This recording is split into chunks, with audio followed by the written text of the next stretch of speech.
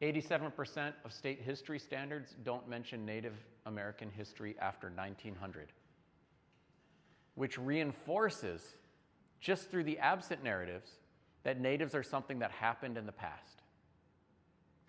Most of the stories that pop up are stories of tragedy and trauma, and that has effects.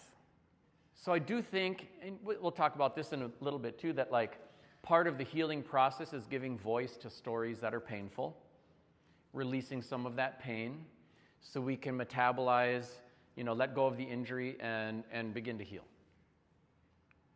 At the same time, like as Native people, we are more than the sum of our tragedies.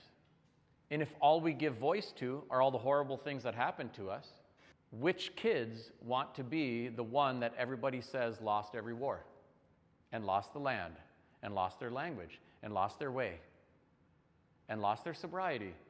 Like, who wants to be that? It's also not accurate. Any of it. Look at Red Cloud's War. The Lakota won that. It was only through the eradication of, depending on how you count, 60 million to 100 million buffalo, that groups were starving into submission, undefeated in battle. Totally different context. And that's just the before 1900 stuff. One part of the thread of a tapestry.